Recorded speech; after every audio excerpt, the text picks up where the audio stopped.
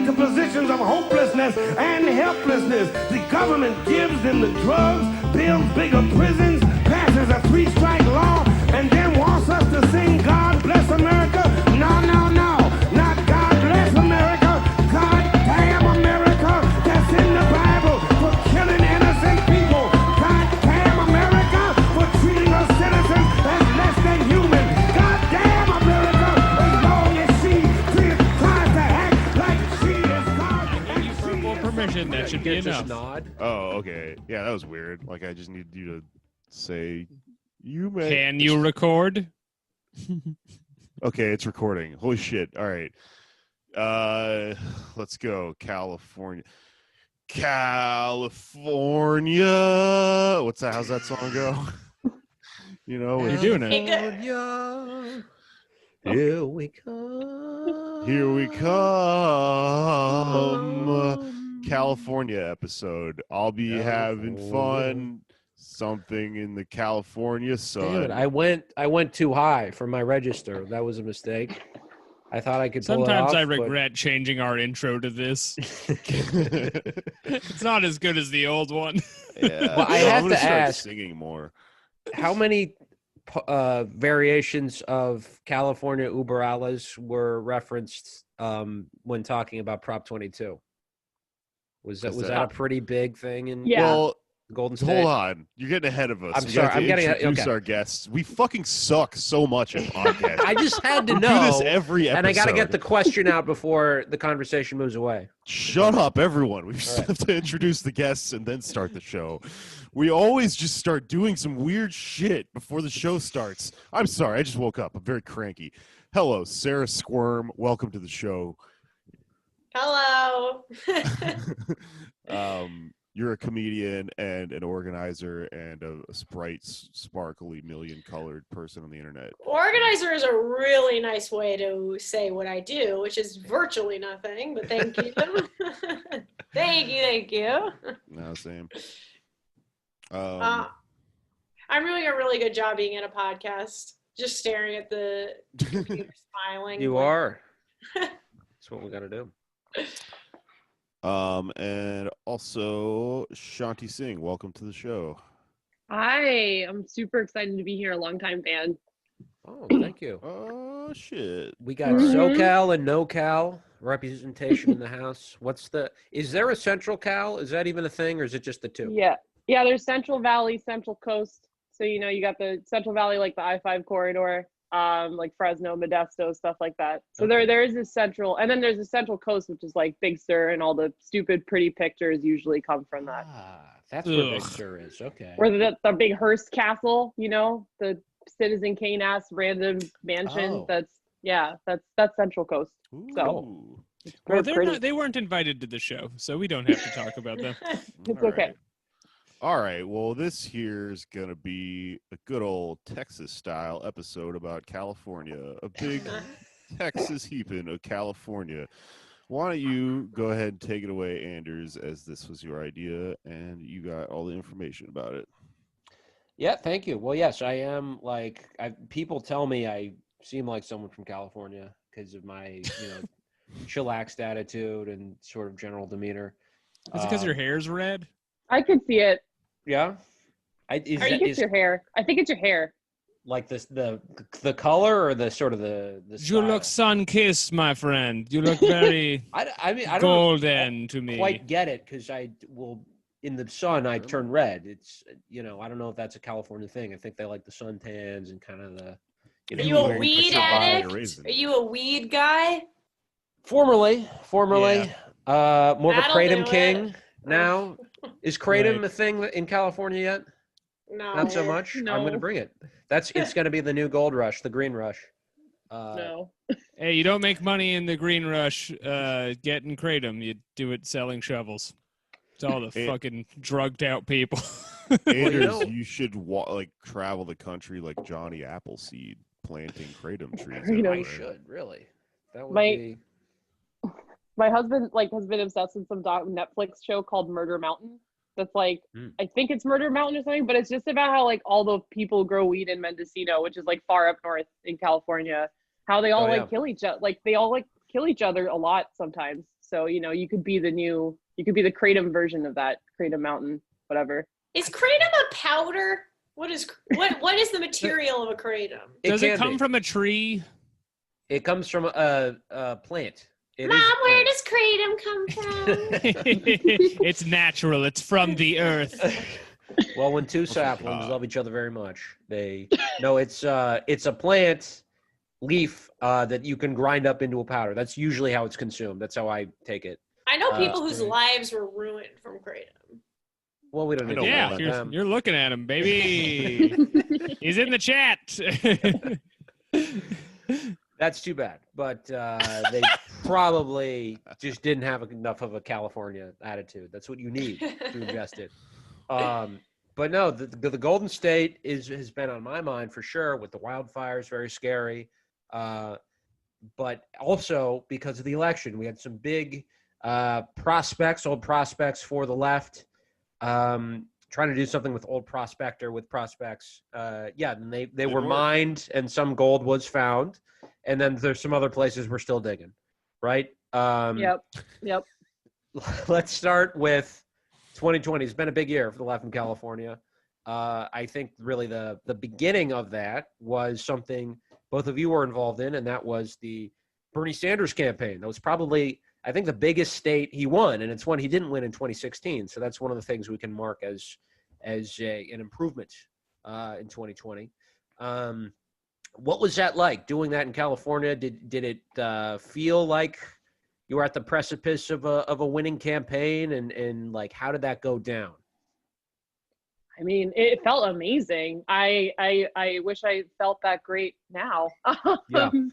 Just really missing that feeling, especially in the beginning of this year, right before the Rona hit. But no, I mean, I think that, you know, I can only speak for the campaign, mostly campaign in California, because I was the deputy data director in California, but I was doing a lot of work with folks in like the field team and everything. And, you know, I think we had like an 80-person staff in California. So first of all, like the campaign invested in California from the beginning, and really took it seriously. And that was different from last time too, because California moved its primary up. So it became a Super Tuesday state, whereas it used to be like way back in June, and that's where it was in 2016. So, but what was really great is like all of my coworkers and the staff, I mean, we were a lot of mostly like, you know, like younger people and mostly people of color. And we were like, a lot of the field organizers were actually community organizers who were rooted in the places that they were covering for the campaign. So they didn't just come in with like the established like connections and everything. They were like people who were really qualified and able to kind of see, to organize, but also to see all of the different issues that were impacting their specific community, whether it's like environmental justice or tenant issues or whatever, what have you, and like really connect that to Bernie.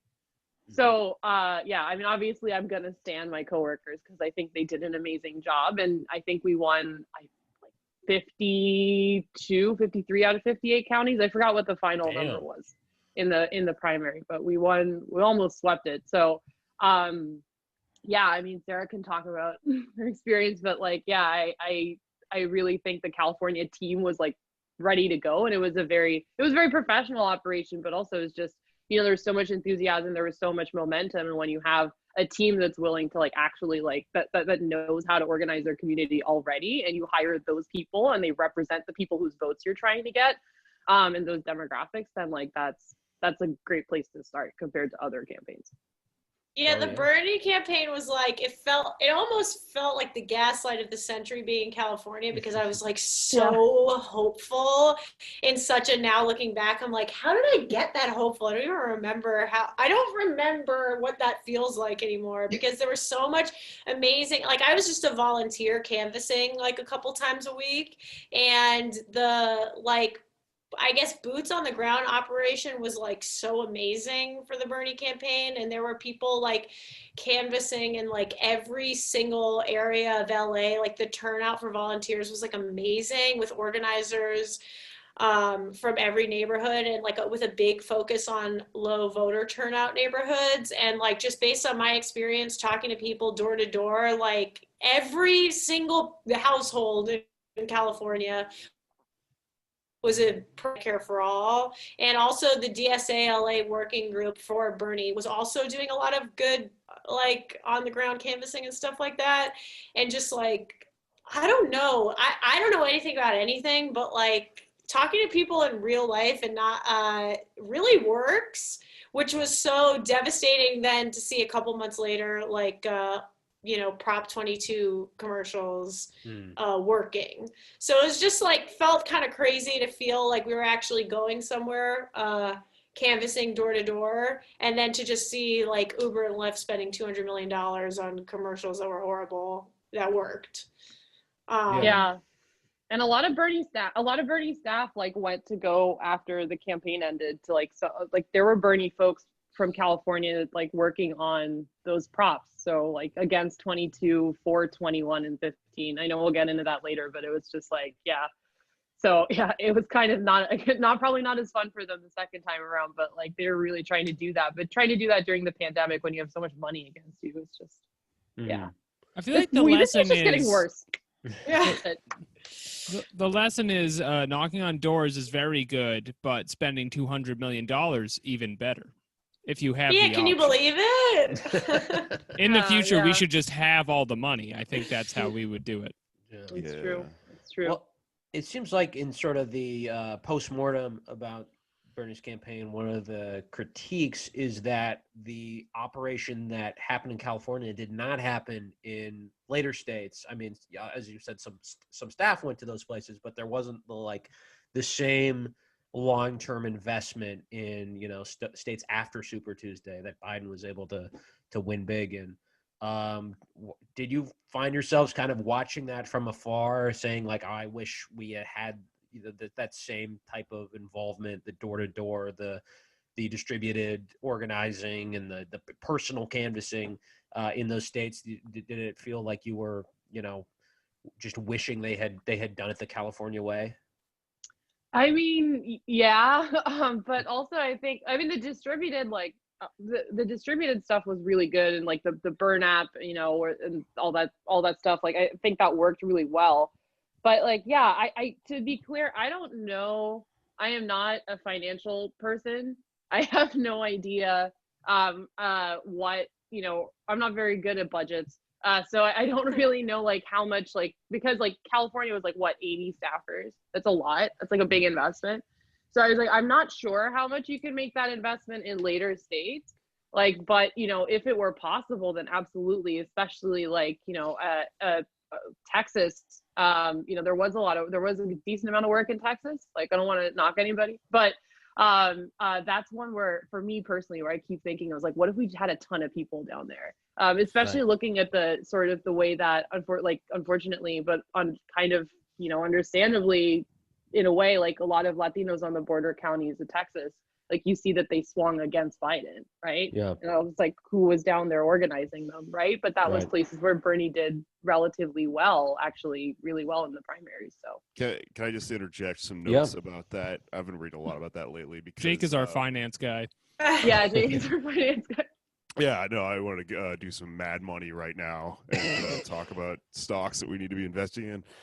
No, my family's from like you know, San Antonio and that like area of you know, Latin immigrants that refer to themselves as Tejanos, and like, you know, it's, I think what's going on right now, my kind of theory in retrospect of the election, is that question of the valley and like why all these people right on the border that are technically Latino voted for Trump is going to be the thing that the media grapples with in the same way they grappled with coal miners, where they're like, but Yeah. there's poor people and, you know, different type of white person, but this time it's like a different type of Latin person or whatever.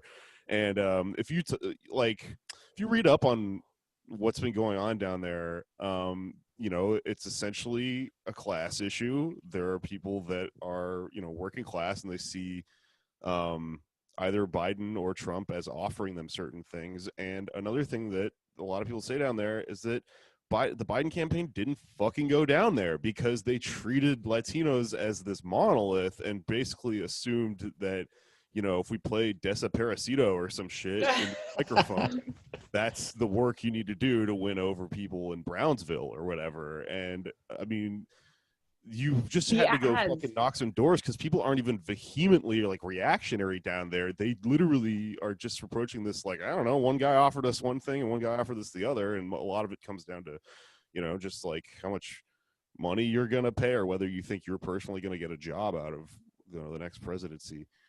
It was wild Well, to me how much they didn't seem to care. Like, I mean, like, there was the, I'll be quick, but it was like, there was the first, like, they were running ads that were like trying to compare Trump to like an old style, like, you know, Banana Republic Caudillo or something. And then, and like, you know, but he was like, and then he was doing some stuff with like Fidel Castro and Maduro, like Fidel's dead, but okay. And then I guess there was that thing, and there was something in Bloomberg, I think, right before the election where they said that like, the Florida, like the Latino organizers for Biden in Florida were like couldn't get resources from the campaign, so they were like spending their own money trying to do like culturally competent outreach and everything. So like, yeah, I mean, That's crazy. That was dumb. Yeah, they focused so much on Florida and lost it anyway because Cubans are like, you know, a lot of them just conservative for that reason, and then they fucking just assumed that would translate to. Mexicans don't give a fuck about Fidel Castro, like personally, you know?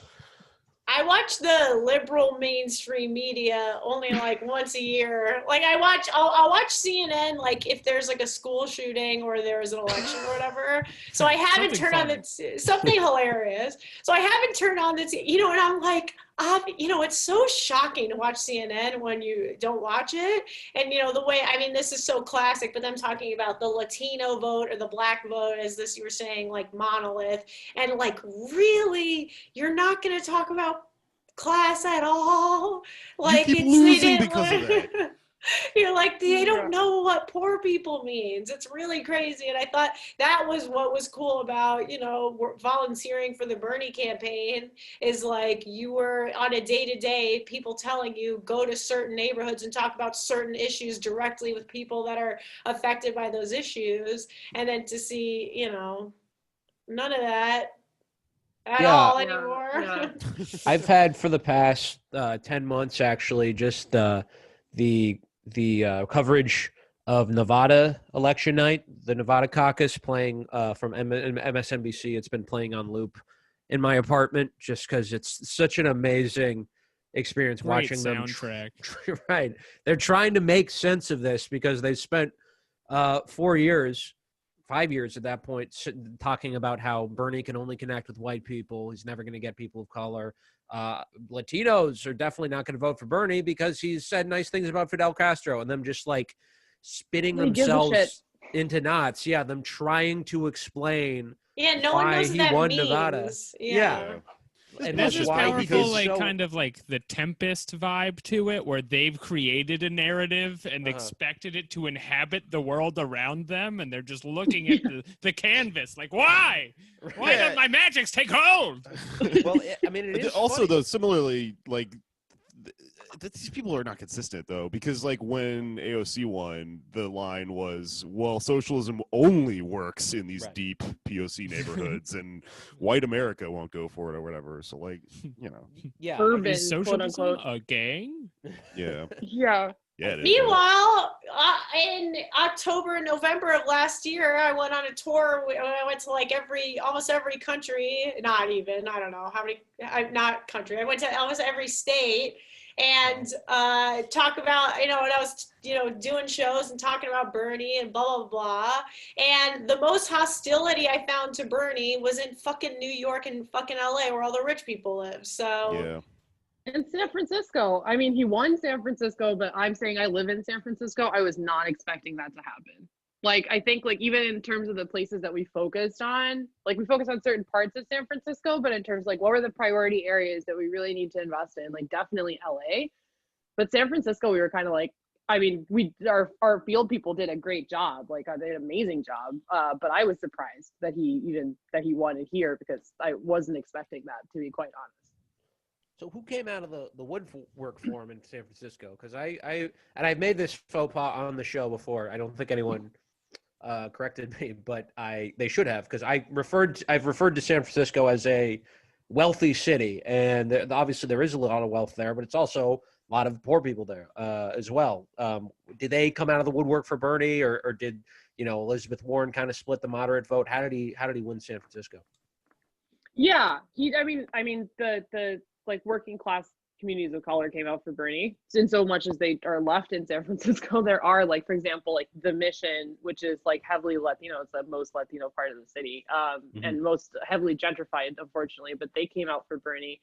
I'm forgetting now. I feel really bad for forgetting the San Francisco return specifically. I mean, obviously there were parts like, there's the marina, and there's parts where like really, really rich assholes live, and that was like that they went for Biden. And then there were some Warren normies, but in the kind of in the middle. But like it was definitely the base for Bernie was. I mean, that's also where we organized. Like we weren't going to go into the marina and like have to like ask someone's butler to like ask their master to vote for Bernie. Like so the results there were predictable, but. Yeah, I mean, I was kind of surprised though. There were pockets of the city where like the turnout really surprised me, but now I'm forgetting what exactly it looked like. But a lot of the elected officials endorsed Bernie. Not a majority of them, but I would say like almost a majority. Like a lot of Democratic Party like progressives, like because San Francisco is just all Democrats. There's like the progressive Democrats and the moderate Democrats. And like almost all of the progressive Democrats went for Bernie. And then the moderates mostly actually went for Warren. And then our mayor endorsed Bloomberg for some reason. But that was like, confused everybody. That's just mayor shit. That's just you don't mayor understand shit. unless you're a mayor. Mayors I don't helping understand. mayors. It's a mayor thing. I mean, Mayors across America.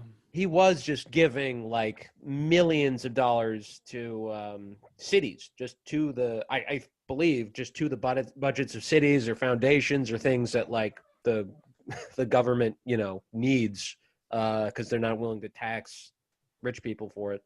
Couldn't pay his workers though. Yep. God. And the largest swath of LA that went to Elizabeth Warren happened to be where all the TV writers live. You don't say. Yeah, can you believe it? Los Feliz. Did she? I'm surprised she didn't like shout out the TV industry in her speeches. You know how politicians will be like, and we need steel. We need to support our fucking exports industry. Like she's And reductress. Yeah. And thank you to the writers of Parks and Rec. And thank you to the writers of Broad City. Yeah. Well, we could, talk about the primary and Bernie Sanders for. And we could talk about Kamala Harris's fireside chat at UCB Sunset, but we won't. Can we Media talk won't about that talk real about quick? it. Were you there? No! I don't know. Maybe you were. Wait, that was real? That actually happened? It was actually, I believe, Oh my Andy God. Richter, I want to say, or someone like that, of course. moderated it. Damn. And I'm telling you, UCB Sunset, you're talking, that's going to be a 90-person seater. You're telling me she's not the vice president of the United States of America? Somebody do that math for me, honey. How do we get to the least popular candidate in the United States of America becoming the vice president? Couldn't even get more than 90 seats in LA. Something's up. I hear Wait, do Reggie you know Watts what is going to happened? drop in. That was like an off-record thing, right? Do you know what happened in the town hall? Did she drop any goodies? I don't, because I basically blacked out that part of my life. I PTSD'd myself out of all those memories. All right. Well, yes, that's something many of us want to do with this.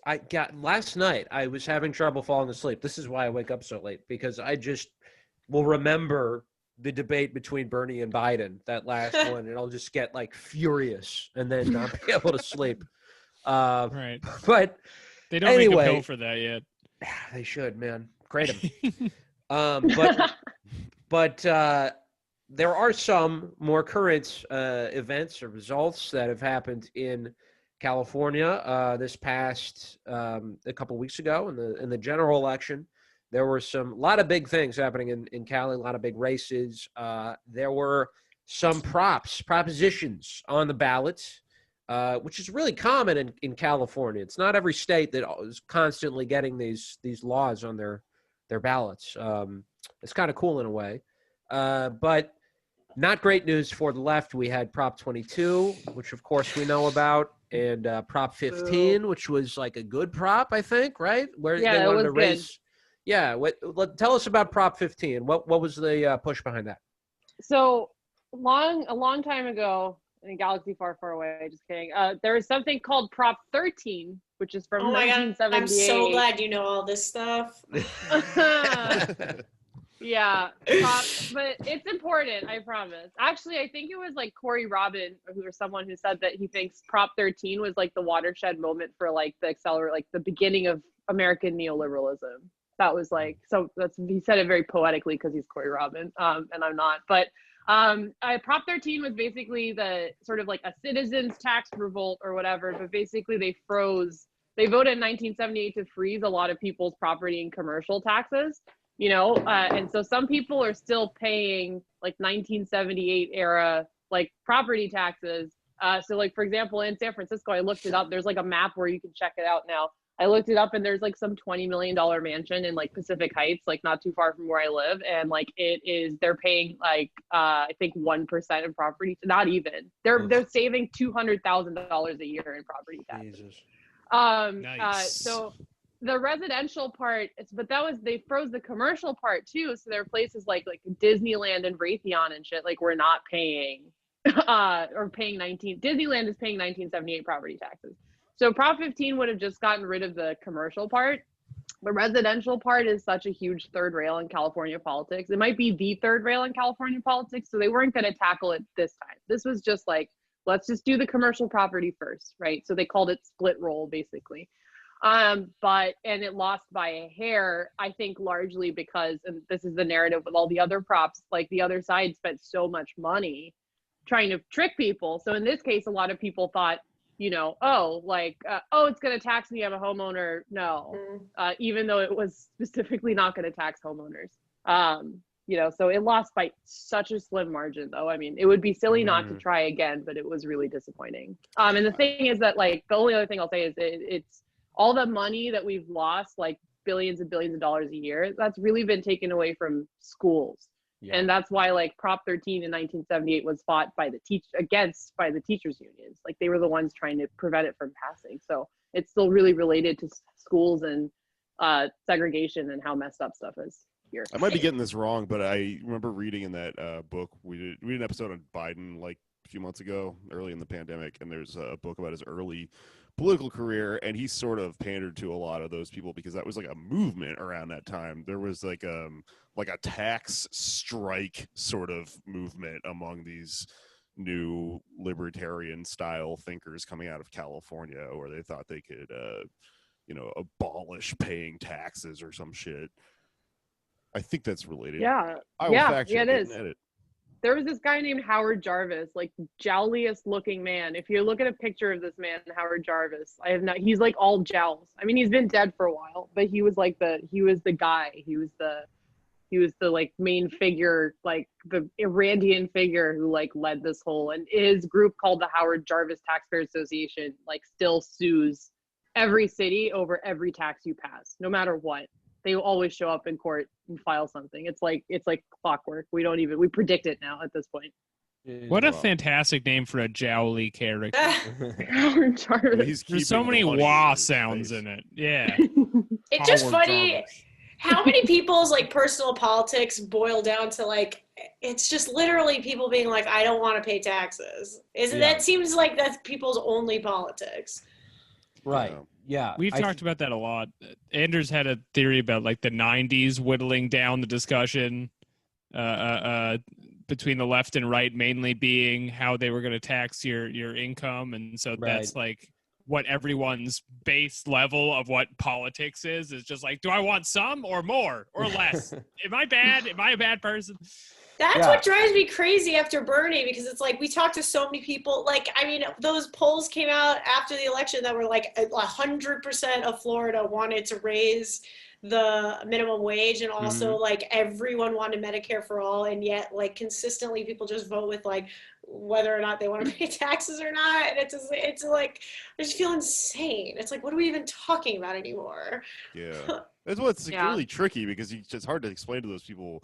You actually lose financially in this situation. It's a deal with the fucking devil. You won't pay taxes this year, but you won't be able to go to the hospital when you die, you know? Right. Well, like Shanti was saying, it's like it was very clear with Prop 15 that it wasn't like people's property taxes that were getting affected. It was literally like, you know, Burbank in California is all Disney offices, and they're not property taxes. Like, that's what we're talking about. And people still are like, but what about my Yeah, I mean, one of the few things I will give credit to Bill Clinton for is actually winning on like a soak the rich message and like a tax message. It's like, we're going to raise taxes on the wealthy, and that's it. You know, don't worry if you're middle to lower class. We're not going to raise your taxes, and we're going to redistribute the wealth, but we're going to do it, unfortunately, not to the working class, but to the deficit. Which, just anecdotally, it's weird because there are some people out there whose issue is taxes, like my dad specifically, but they want to be told that they are going to pay more taxes. Like, it's like a Lutheran thing where it's like you want a politician to be like very honest with you and tell you how you have to like sacrifice something, but that's not a popular message. That's weird. No. Anyway, so we had Prop 15. That was, pardon my ignorance, but when it's Prop 15, Prop 22, are there 22 other props on the ballot, or that's what it's called for some other reason? No, they kind of just go through they go through they cycle through it. So I think in this time it was 14. I don't know exactly how they cycle through it, but this time it was like the first one was 14, I think, and the last one was 25. Okay. So there wasn't like a Prop 1, Prop 2, Prop 3 this time. Yeah, I don't know way too exactly many how props. but you know, they cycle through it over time each, and I don't know exactly how they do it. Because I'm trying to think of the ones last time. Oh yeah, I guess the ones last time were the first few numbers, because there was a Prop 10.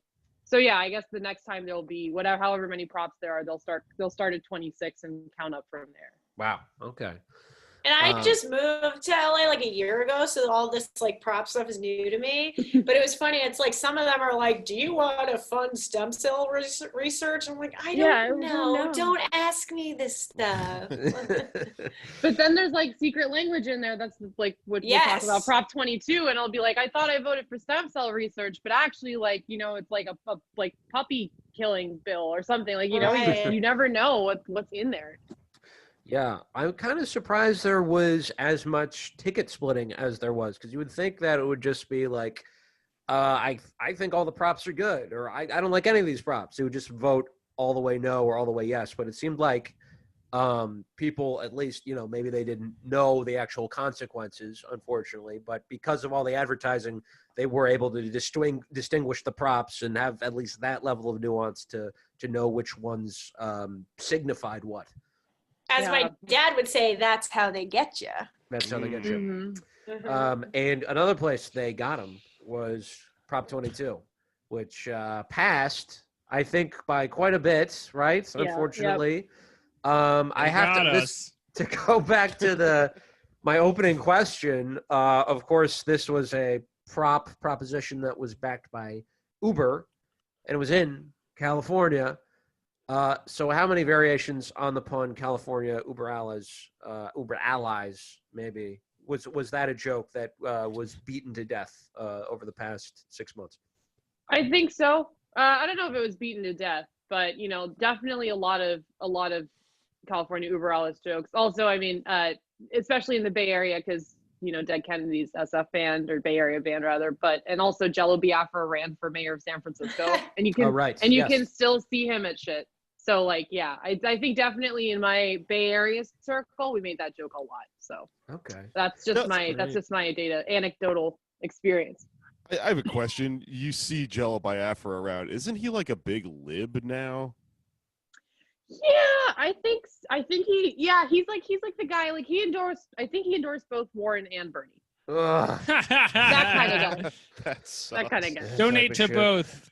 Oh, God. I thought he was that like kind a of Hillary guy, like back in 2016. No, it's not that. No, it's not that bad. What about a Jello cool cat?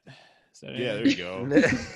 Jello. Oh, fuck, hold on, give me a second with this. He did run. You take the cat words and you put them in the Dead Kennedy song. That's how you got to do it. He did run for president against Ralph Nader for the Green Party nomination 20 years ago, actually. Oh, That son let of a Ralph bitch. Nader had something. Come on, leave him alone. Well, he won. That's one of the few races he won. Was against Jello Biafra. He can say that much. Never Nader go is- against Ralph. Jello Biafra's San Francisco mayor platform was like actually pretty cool though. Like I think he wanted to make cops police had to be elected. That's a good idea. Police had to be elected. He obviously wanted to seize all the vacant housing. He wanted businessmen to be required to wear clown suits. And he wanted to I think abolish cars. That was the Cool. Oh, that's cool. These are popular initiatives, Oh, Jello. Yeah. especially the clown suit one. Yeah. He ran I'm into against that, for sure. Feinstein too, so imagine if he beat Dianne Feinstein. Oh, that'd be so Jello sick. Biafra and the Sunrise Movement present. But so Prop 22 passed, unfortunately, and there was a proviso, however you say it, in the bill, in the prop, that made it so it can only be overturned by the legislature with something like 7/8 majority or something like that. Yeah. Completely insane. What's the strategy going to be to oppose it? Is there any hope of reversing it in any way, or has the left in California just accepted that this is the way it is? What I've seen from DSA, like love DSA, mwah, kisses up to God, but like there wasn't even any organizing really around Prop 22, and like mostly DSA focused all their organizing efforts around Prop 15 because they like definitely felt like it was really popular. Like they felt like they had a chance with like really pushing Prop 15, but I think everyone felt so defeated by how much money was behind Prop 22 that there was like in LA was virtually like kind of zero organizing on the DSA's part around like fighting it at all, because it felt like such a daunting task. Like there was, I don't know how you feel, but I felt like everyone felt like really defeated in LA around it. I don't really see much organizing about it at all from the DSA's perspective, and I don't know shit, so that's where I am. Hell yeah. I think in the broader, like looking at labor too, like I don't know what I don't know if it was like a collective action failure. Like labor provided a decent amount of money against Prop 22. It's hard to just go up against $200 million. Like even organized labor doesn't have $200 million to throw around like that. So like there was a concerted campaign, and yeah, like DSA, from what I agree, was mostly up here too, mostly focused on Prop 15, which was also incredibly important. But with 22, like I see, like I don't know what labor's next step is.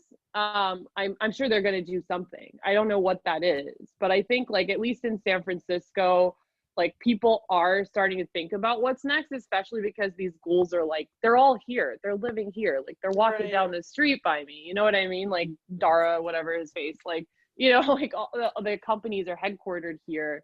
We've had to fight them before on a local tax that was gonna, that is actually finally got out of court after 2 years.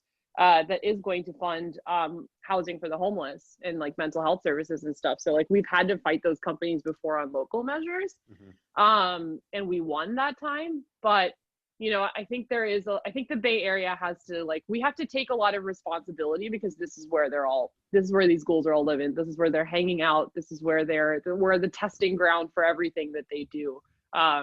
So I mean, I'm hoping that the Bay Area, like progressive groups, socialists, labor, the gig workers themselves, which is really important, can like actually, start here and work outward and like hopefully inspire some other people in California. But I think the city will try to do something. I don't know. Like I've heard talk about a co-op app. I've heard talk about like a unionizing drive or some kind. Like it's just no one's figured it out yet. We're all still bummed. It's a shame that Jello didn't win and become the mayor, because then you would have these tech giants, but they would still have to dress like clowns. Right. But they would be all like, So you could spot them. Well, they'd be all scary and sci-fi about it. So like they would have like, their big floating clown platform that they fly around on and shit. As someone who dresses like a clown by choice, I think it would make them more popular. So that's Yeah. No, I didn't even think about That's a that. drawback. Yeah. Well, he also wanted to ban cars, remember? Right. So, Yeah. I heard Yeah, that in that San shit. Francisco, there's delivery drones. Is that real?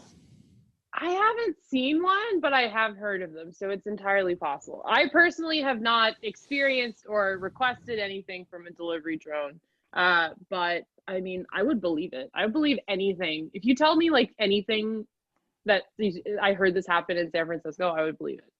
Anything. I heard Jeff Bezos was going to pay people $8 an hour to give them all their urine. Is that true?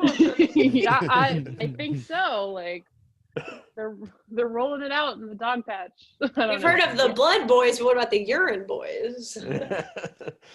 That's got to be a thing somewhere. Yeah. Yeah. Somewhere in SF, someone is drinking. Some rich guy is drinking urine, like 100%. I knew people who I had a roommate who did that actually in Minneapolis. It's great for interdimensional awareness, which some of these people are probably into. It's sun tea. It's sun tea. Yeah. Yeah. It also fixes the problem of not being able to pee in the Amazon warehouse. Now you just have a side gig. Oh yeah, like Right. in Waterworld. Yeah. Keep I'm thinking as a businessman. Well, you have AirPods in, so I understand. Yeah. Well, for people who don't know the background, just to not to linger on the disaster too long, but there was a law, an imperfect one, but a law that had been passed by the legislature and I believe signed by Newsom that was going to make independent contractors employees of like Lyft and stuff, and they got an extension for right after the election. So basically, if Prop 22 had failed, then they would have had to become employees, and they would have been able to unionize and all this shit. So it's like, yeah, it was just the perfect move for. It was like a last ditch effort in some ways for these gig work apps. But Well played, international capital. yeah, You've done it again. they did it. No, go ahead. I was going to say, as someone who was watching CNN for a week, I did see a bunch of Prop 22 commercials, and they were really tricky. And all that $200 million paying TV writers to write tricky little commercials, it worked because there was people stuck at home watching TV in the middle of the pandemic, someone on the TV being like, well, I work 3 jobs, so I need my schedule to remain flexible. And that's why I love Prop 22. And it's like, no, you shouldn't have to have 3 jobs. Why did this work?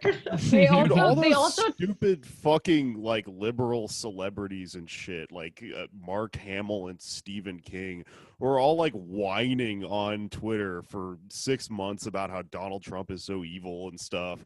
And then they all did fucking Uber ads, like right leading up to the election. Yeah. Look at it and you go, Stephen King said, this is my favorite tweet about the election. When Biden won, he said, "This is the greatest day of my life," which is insane because he's Stephen King. That kind of makes sense for Donald Stephen Trump King. was the it monster. Yeah, he's already like a very dark person already. It's you know. Well, he has like kids and shit. Like, what do you mean? Well, he doesn't remember having kids because he was on speed that whole time. Remember? Right. Also, It's just a man with so many successes for that to be the greatest day of his life. He was hit by a car and like lived. He wrote a book about it. Yeah.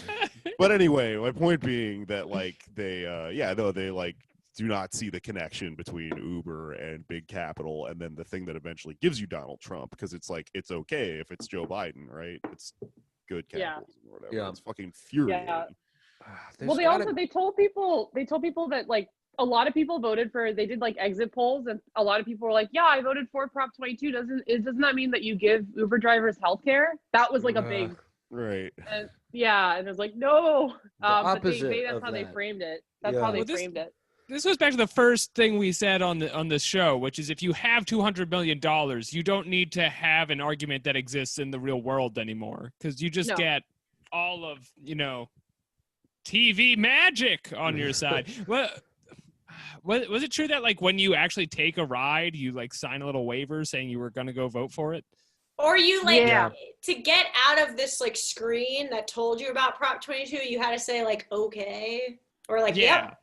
Like that Maybe, level like- of control is unprecedented in a democracy. Yeah, You need like yeah. new ways around that. You would I think think the people most would. common like dumb person take on Prop 22 that I encountered in the wild was people saying, well, it's tricky because it's a two-sided issue, because and then they would go from there and explain how, like, you know, I think the thing that they convinced people was like, well, you know, if you vote against it, then it maybe these companies could not exist at all, and then, you know, then all these employees would be out of work, and you know, this big picture stuff, right? But it shows you by having 200 million bazillion dollars or whatever and in control of the narrative via like TV writers and celebrities and stuff like that, all you need to do to win is move the goalposts of the conversation from this is horrible to this is a two-sided issue, actually. Because then from there, Then you've already lost. Yeah. All the momentum's gone.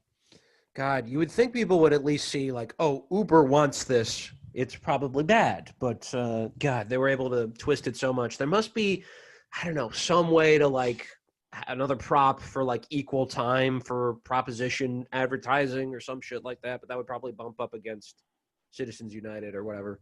I kind of want to make them run.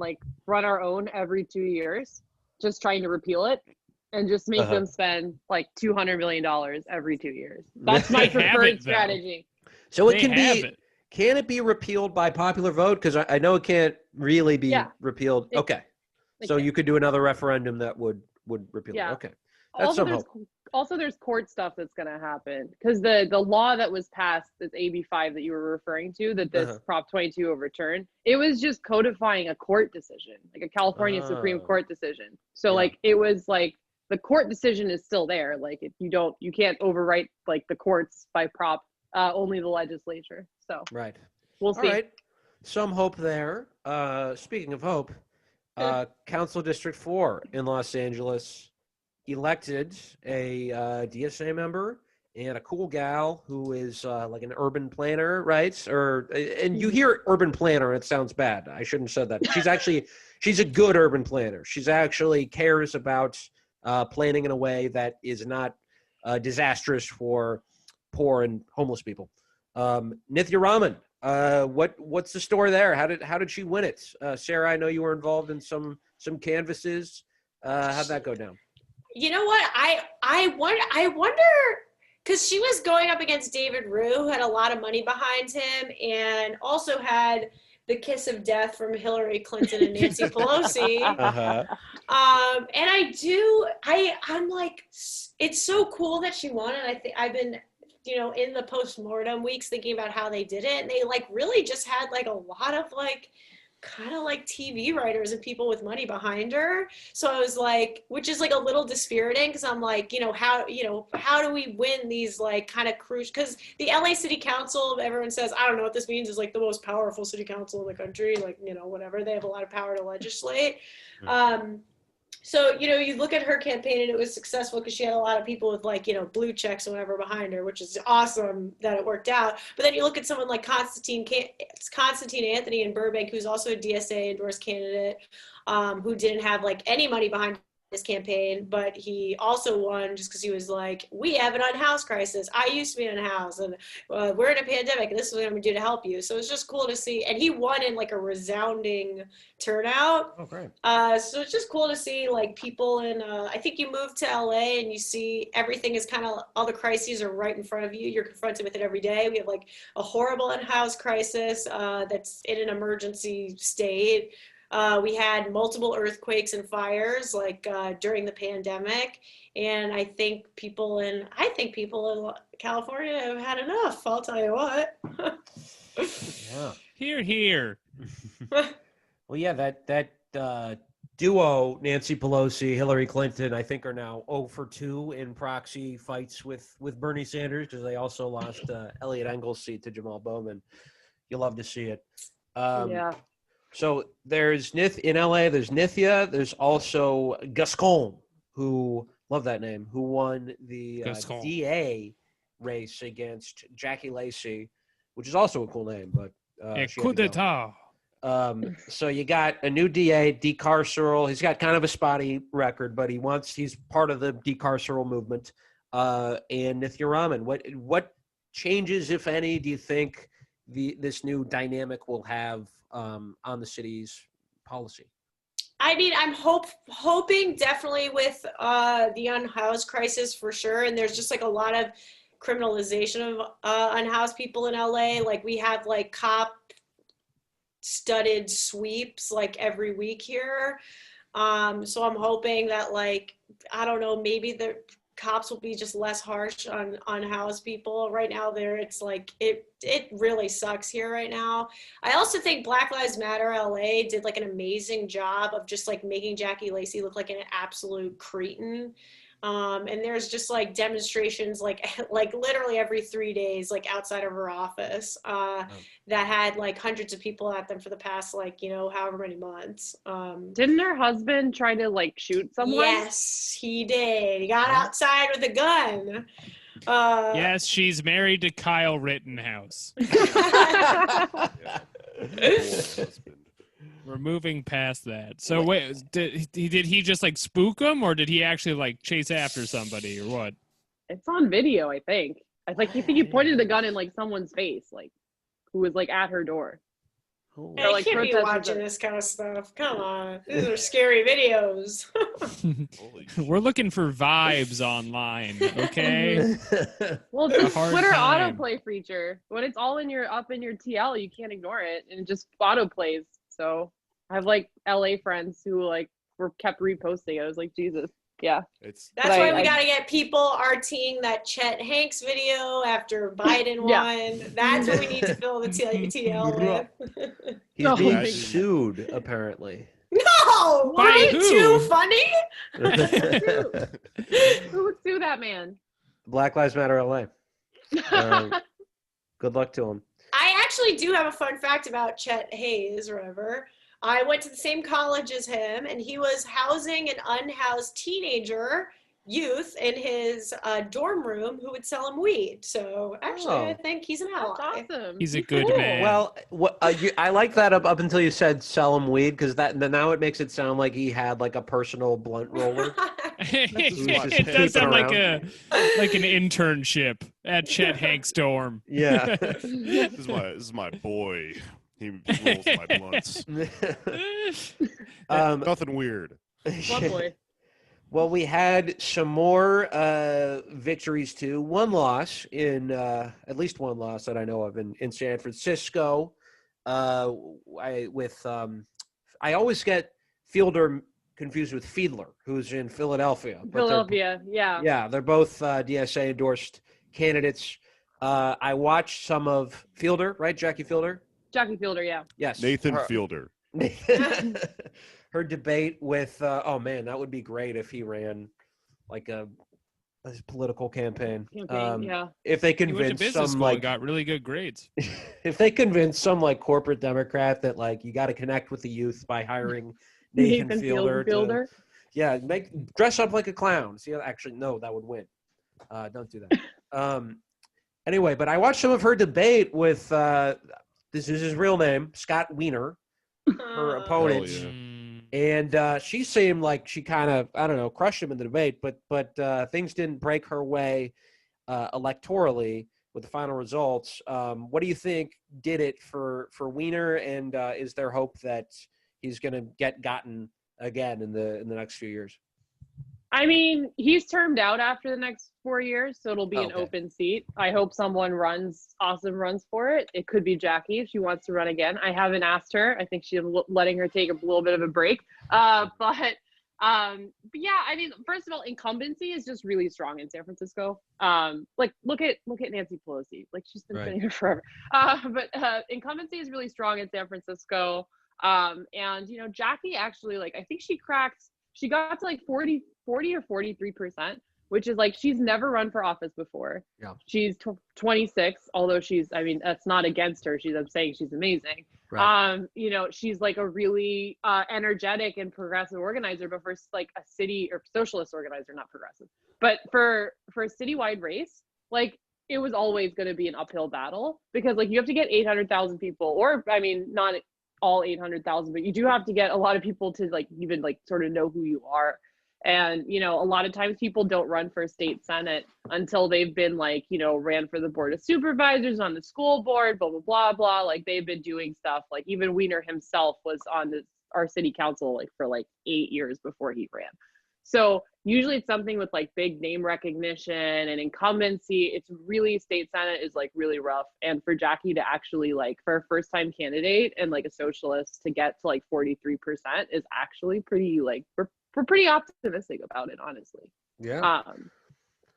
So it's, sorry, it was just gonna be hard. Oh, I was just gonna say it was gonna be hard. It was gonna be a slog from the beginning. Like we knew that. And do you think you pushed him left on some issues? Because this is a guy who loves to talk about how good he's been on housing and you know, the queer community and all this stuff. But you look at you follow the money, and he's been kind of a tool for housing. Do you think this is going to like force some changes to actually deal with like the housing crisis?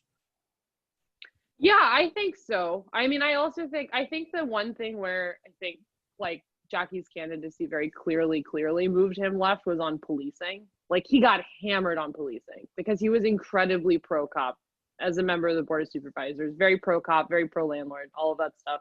You know, when he was like, he was a city council, he had an 8-year record as a city council member, right? Or a supervisor. So it's the same for us here. Yeah. Yeah, it's so funny how in San Francisco, it's like the closest thing to the manager, basically. Can I talk to your supervisor? Can I elect you to the board of supervisors? Well, usually it's like there's a city council and there's a county board of supervisors, but we're a city and county. So, Okay. so like, yeah, so it's the same thing. But yeah, as a soup, he was incredibly pro-police. Like just unabashedly pro-police. Even when, you know, sort of his more moderate colleagues would be like, actually, we're kind of stepping away from the police union on this one. You know, he made endorsement choices or endorsed ballot measures and stuff like that were really, so, I mean, she hammered him on that, and he is definitely, it shows for sure. Good. Well, yeah, I mean, police in San Francisco have been sort of a hot button issue this last year or so with the new DA, son of former bank robber Jessup Boudin, whose parents were in the Weather Underground, and I think were helping some, I forget what the group was, but they helped rob a bank. He had an uncle that was in ISIS. Grandpa Yeah, was Nazi. I don't know. Hezbollah.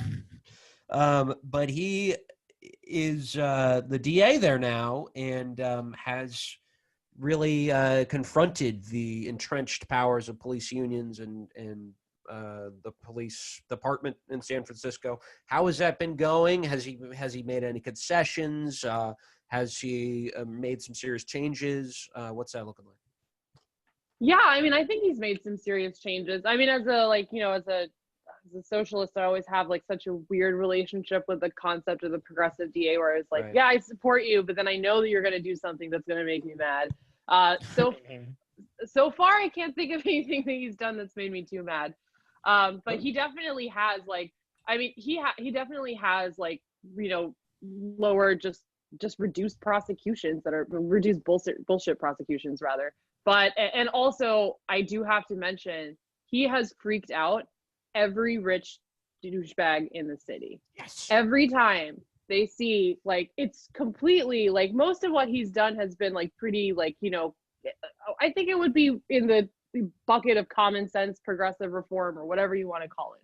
But I mean, every time someone sees a homeless person, or like, you know, it's like, oh, I saw like, you know, a piece of trash on the street or whatever, and like people are making up stories, like venture capitalists, like someone was just saying like, I was robbed, I was shot, and I was murdered, like, you know, and they're all like, it's Jessup Boudin, San Francisco, like they're shitting themselves. I mean, it's amazing that like they're so, the freak out has continued for a year. He's been in office for a year.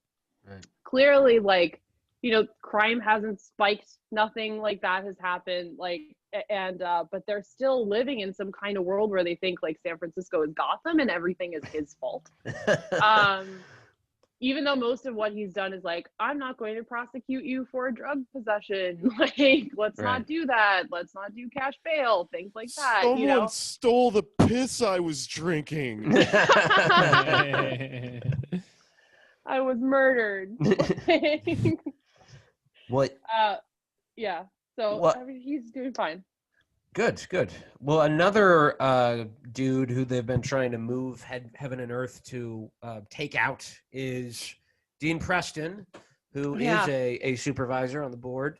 But he won. We got to hold that seat. Why do they hate him so much, first of all, and how did he hold on to that seat?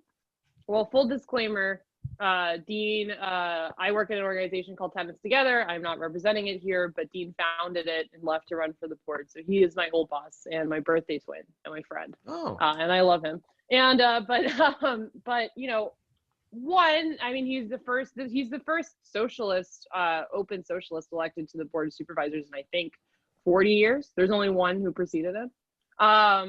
So I think that was already freaking out rich people here.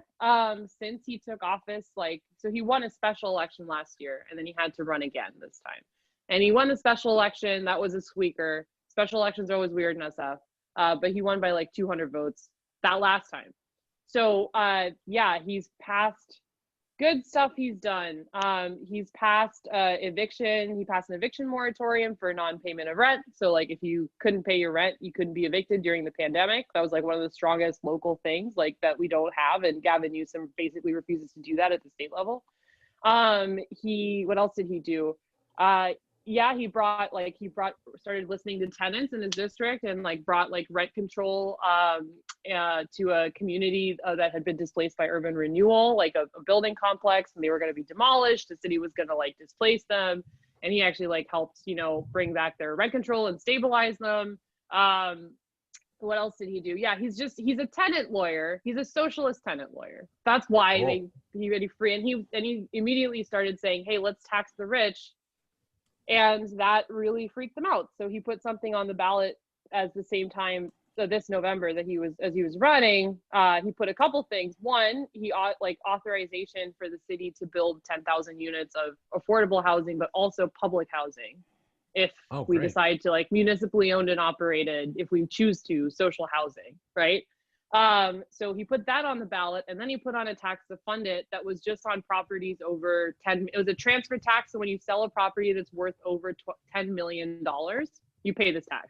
Now, I don't know if anybody here owns any property over $10 million, but that's not a lot of people. Like that's usually like, I do actually. So. Yeah, sorry. So yeah, well, you don't live in SF, but it's literally just it's on property sales of like 10 million or more. So like for example, like there's a Trump is selling his stake in a skyscraper in downtown SF, and so he would have to pay an extra 18 million or something. So and it goes towards two really diabolical and evil things: building more affordable housing, subsidized housing, hopefully public housing, and funding rent relief for all the tenants like who can't pay their rent right now and are facing eviction in San Francisco. I read a little bit about him and that the laws he's proposing, and something I thought was really funny was that they tried to frame what he was proposing as, or his opposition tried to frame it as Jim Crow era like laws, but that implies that there was coronavirus in like the Jim Crow era because it's all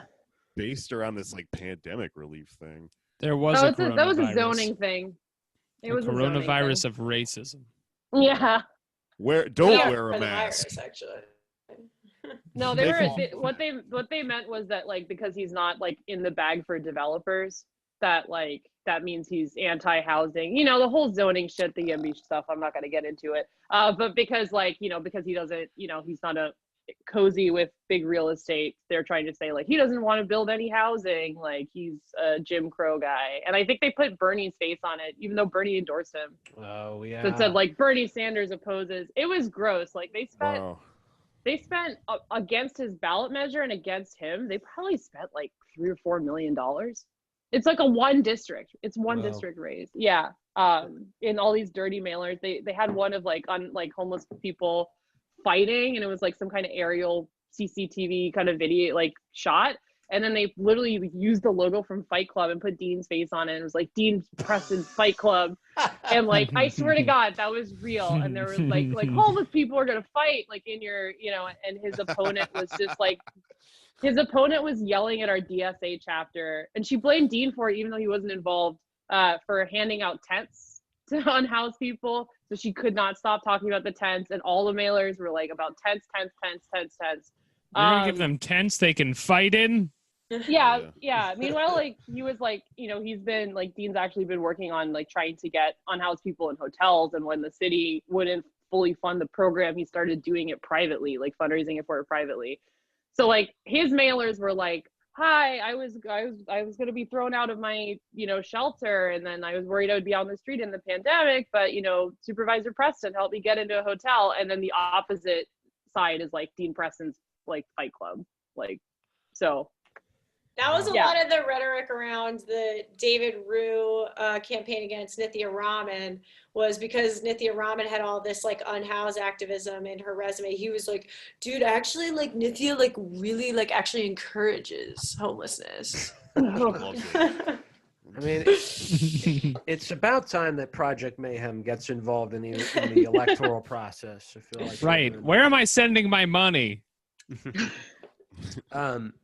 So as we're wrapping up here, I feel like there's good news in both of these cities, as well as some bad news, of course. And there's also good news. I would be remiss if I didn't shout out Portland, Maine, which passed several of its ballot referenda, including $15 minimum wage, enforcement provisions for facial surveillance technology, and a Green New Deal for the city of Portland, which I think is awesome. And rent control. And rent control, yes. But in California, all eyes are will be on the Golden State shortly in Sacramento, Sac City, for Governor Newsom, who will be appointing the next senator to replace the Queen Kamala Harris, who's becoming vice president, of course. As we're wrapping up here, what does everybody think the worst possible choice would be to succeed her? Who do you think a better one would be, and who is your ideal choice? Just someone he probably wouldn't pick but should. Ideally, I would want Jeffrey Katzenberg from Quibi. He's free, actually. He's got a lot of free time on his hands, but I don't know if Gavin Newsom has time to actually appoint anyone, considering he's eating $400 plate dinner in Napa with no mask right now. So he's actually kind of busy. He's tied up in the vineyards. Ideal choice. I mean, I don't know. No. I think the one that would make me least mad is how I would define it. The one that would make me least mad and actually be like, you know what, this is all right, I'm down with this, is if he picked Barbara Lee. But he won't. Okay. Because he can't have nice things. That would be mind-blowing. Yeah. She said she's choice? Interested. Okay. She won't run for president, so, hopefully she'll at least do this. My ideal choice, the girl reading this. Get out there. Take this position. Mine is Glenn Danzig because he lives in California. But I didn't know that he appoints the next senator. There's not an election. It's like in California, I believe, at least what I've read is that in California, there's just an appointment. I don't think they do a special election, or is there a special election later? Our government is so fucking I don't think stupid. So. Yeah, I think it really is. Don't look at my Zoom square. I don't know shit from Cheyenne over here. How did they not mention Jello Biafra? That's my ideal choice. I think he should do that. I think we need like a more exciting. We have a lot of monotone in the Senate, but we need like a louder, more exciting monotone voice. J-Hive. Yeah. J-Hive. But who would the worst possible choice be? Who's and I guess the most likely also? Joe Biden. But you have to vote for him. He has to get it. We can't vote for Joe Biden because he'll get millennial burnout if he has too many jobs right now. It's so true. Yeah. He has to keep his schedule flexible. Yeah, true. Yeah. I can't help thinking, what if he nominated himself? I don't think he would, but what if he did? He's so ugly, he'd do anything. That guy's so fucking ugly. Joe Biden? No, Gavin No, I'm wait, talking Gavin, about Gavin Newsom. lizard head Oh, I'm ass. He's a sorry. lizard head. What do you think he should do with his hair? Because he's had that hairstyle as long as I've been following him, and it's just a slick. It's like an actor playing a skeezy politician with the. He just, has had that haircut. I think he was born with it. I've seen like there's like pictures of him when like running around because he's like a San Francisco trust fund like super rich kid, like knew the Gettys and the Pelosi's and like was just born to be Gavin Newsom. So yeah. I've seen pictures of him when he was like really young and like he was just had some like wine business or something. I forgot what it was. It was really random. And he had the exact same hair. So he's Typical. And you've Might seen have the been born Harper's Bazaar photo. Yes. yeah, obviously. That looks like Oh, the man. that looks like was the movie The Kimberly. Dreamers to me with Michael Pitt. Deep cuts. So yeah, I guess any closing thoughts, anything more to be hopeful for in the state of California and elsewhere about the state of left-wing politics? Yeah, Huge. That's a really tough You question. go- I you didn't go- realize. You go first. I can't let me think. I mean, I'm sitting here like, duh, the whole time. Y'all are talking about like Prop 15 to 44%, and I'm like, duh.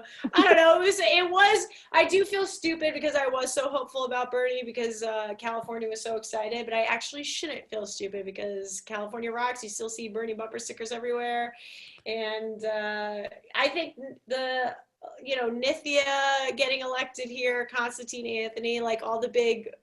Prop 15 was popular, even though it did not win. I feel a little hopeful. I don't know. I feel the more fires and the more earthquakes and more despair people get throttled into, I don't think that they are going to be able to handle anything else except socialism. Yeah. Well, it's something we didn't talk about, but we should probably note is that, Sarah, you did hella fundraising for right. and all the right props and stuff like that. So, thank you for that. That was very cool. Yes. See, I'm not very smart up here, but I could do a couple of comedy live stream fundraiser shows. In our tradition that Alex and I started in New York of raising tens of dollars for candidates, it's now been increased by people who are better. Having the headliner just roast you on your own show about how little money you raised for a good 15 minutes in front of some people. The most successful DSA fundraiser we helped with was the DSA's Immigration Working Group started a stimulus solidarity campaign that raised, I think, $65,000 for people who didn't qualify for stimulus checks. So we raised that. That wasn't just we didn't raise the. That was a comedy show. No. The comedy A fucking show. Huge comedy show. It was 4 hours. I was very tired. But together, the campaign with the live stream show and all these other efforts that the DSA working group was doing, like that made me the most hopeful. Was like there's a bunch of people who don't qualify for stimulus checks, and DSA Immigration Working Group was able to raise $65,000 for people who were working in a pandemic, even though the state wasn't supporting them. So that made me feel hopeful. And I wish that DSA wasn't so shy about asking rich people for money, because that's what, if Prop 22 has taught us anything, it's that we need money, honey. Money. Look, what is there to be hopeful for? System of a Down just put out 2 new songs, and 3 out of 4 members of their group are not Trump guys. So, I mean, with odds like that, the left is looking good. Armenia will live, and so will communism.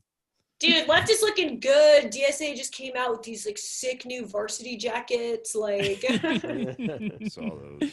I have one of those. I won't lie. me too. Yeah, Do we have they're trucker dope. hats? I hope DSA I trucker got hat. It's not 4 people. 2006, Alex. Their fashion is cyclical. It's true. Maybe Stay we need ahead of some the like curve. Ed Hardy. Remember, some Ed Hardy DSA. Yes! Ed Hardy socialist art.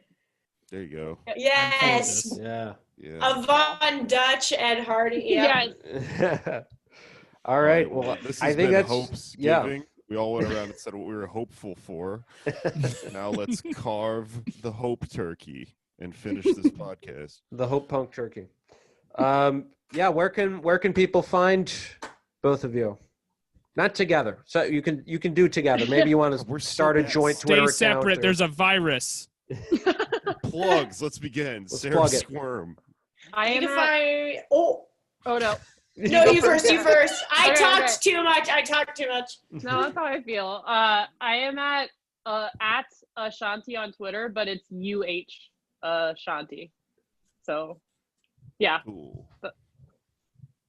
And I am at Sarah Squirm on Twitter. And here's the thing. I'm a comedian who's inside, and I'm sick of everyone not watching my little videos on the internet. So that's my plug. Yeah, fleets. Oh, no. None of that. That's cooler than my plug, which is just organize a tenants union. Hell yeah. Organize a tenants union in your building. That's all I got. Oh, yeah, that's also my plug. Please donate to the Food Not Rent Fund, the Los Angeles Tenants Union's Food Not Rent Fund, to support people doing rent strikes in LA. Okay. Great. link to I got that, yeah. one more. I'm sorry. No, it's now good. that you reminded me, DFA San Francisco, we have the Hotels Not Hospitals campaign. We are trying to fund privately to put homeless people in hotels safely, so that because the city won't do it and the mayor sucks.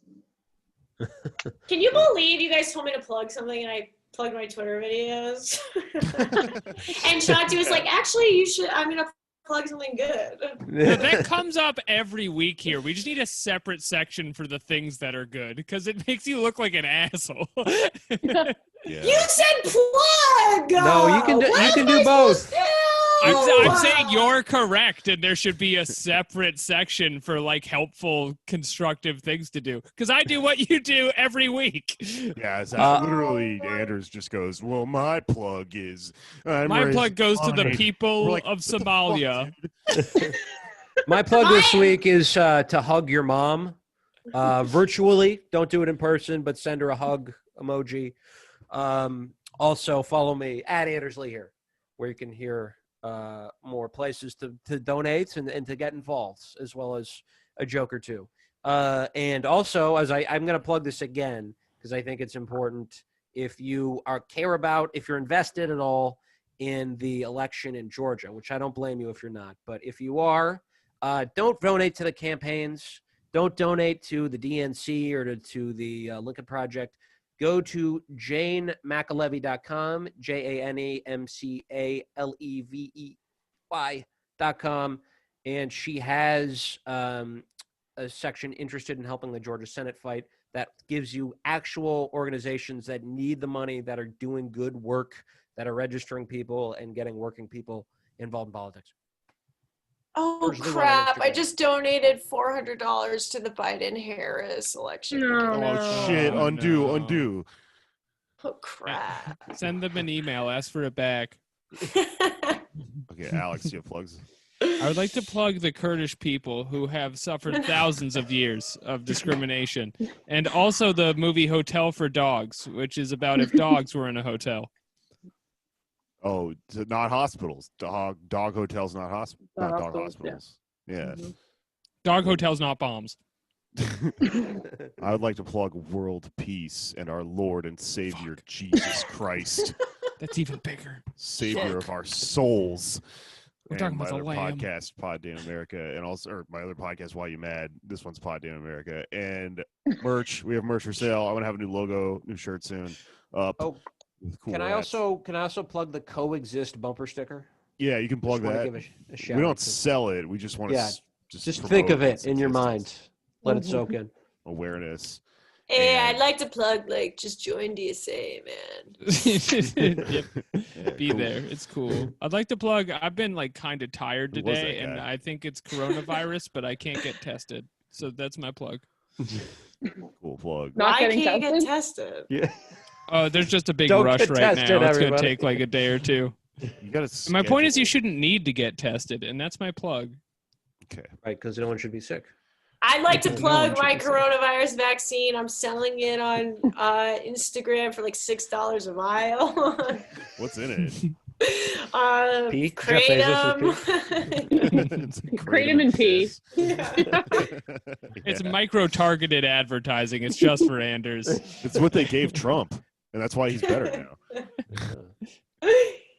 Trump's That's when he got pissed on in that video. He was vaccinating himself for when in the future when he gets this thing that only politicians know about. I also want to plug our Patreon. Please support our show and listen to our bonus episodes. And we got a good one about Jesus. We have a very fun episode about evangelicals that Andrews did, and where I talked about jellicle cats. You can listen to. We put out last week. We should gotta end. All right, bye, California.